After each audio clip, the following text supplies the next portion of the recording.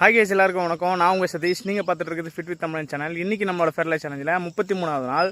காலையில் 6 மணிக்கெலாம் வாக்கிங் வந்துட்டேன். இப்போ ஆல்மோஸ்ட் முடிய போகுது. ஜிம்முக்கு கிளம்ப போகிறேன். ஜிம்மில் இன்றைக்கி முதுகுக்கான பயிற்சியில் ஒரு 3 வேரியேஷன் மட்டும் போட்டுட்டு வீட்டுக்கு கிளம்பிட்டேன். வீட்டுக்கு வந்ததும் பிரேக்ஃபாஸ்ட்டுக்காக பழைய சாதத்தில் கொஞ்சம் தயிர் ஊற்றி எடுத்துக்கிட்டேன். ஹைட்ரேஷனுக்காக கூட ஆம்லேட்டும் ஆனியனும் வச்சு சாப்பிட்டேன். ஆஃப்டர்நூன் லஞ்சுக்கு 150 கிராம் ரைஸு 250 கிராம் சிக்கன் சாப்பிட்டு கடைக்கு போயிட்டேன். இன்றைக்கி கடையிலேருந்து 5:30 மணிக்கெலாம் மலையேற வந்துட்டேன். உச்சிக்கு போயிட்டு வேடிக்கை பார்த்துட்டு இருக்கும்போது தான் இந்த மயில்கள் என் கண்ணில் பட்டுச்சு. எனக்கு மயில்களை பார்த்த உடனே தமிழ் கடவுள் முருகன் தான் எனக்கு நினைவில் வந்தார். ஆக்சுவலாக அவரோட வாகனம் மயில், மயில் வாகனம்னு தான் தமிழ் கடவுள் முருகரை அழைப்பாங்க. இதே போல் உங்களுக்கு மயிலை பார்த்தா எது ஃபர்ஸ்ட் திங்க், எது உங்களுக்கு ஞாபகம் வருங்கிறத கமெண்ட்டில் சொல்லுங்கள். இன்னையிலேருந்து தொடர்ந்து 3 நாள் எங்கள் ஊரில் திருவிழா.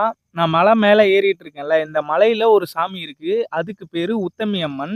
அந்த உத்தமி அம்மன் கோயில் திருவிழா தான் தொடர்ந்து 3 நாளாக கோலாகலமாக நடக்கும் எங்கள் ஊரில். அதோட முதல் நாளான இன்னைக்கு எங்கள் ஊர் எல்லையில் இருக்க பழமை வாய்ந்த ஐயனாரப்பன் கோயிலில் பொங்கல் வச்சு வழிபடுறது தான் இன்னைக்கு நாளில் பண்ணுவாங்க. ஸோ ஃபேமிலியாக சாமி கும்பிட்றதுக்காக கோயிலுக்கு போனேன்.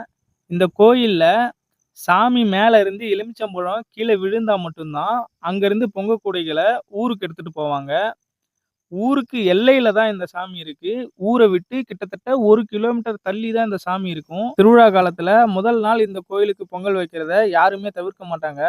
கோயில்ல இருக்க குதிரைகளை பார்த்து எங்க வீட்டு இளவரசர் நானும் குதிரையில போகணும் அப்படின்னு சொல்லிட்டு அடம் பிடிச்சிட்டு இருந்தாரு. ஸோ அவரை தூக்கி குதிரை மேல உட்கார வச்சு விளையாடிட்டு இருக்கும்போது கோயில்ல இருந்து பிரசாதமா கார்போஹைட்ரேட்டும் புரோட்டீனும் கொடுத்தாங்க.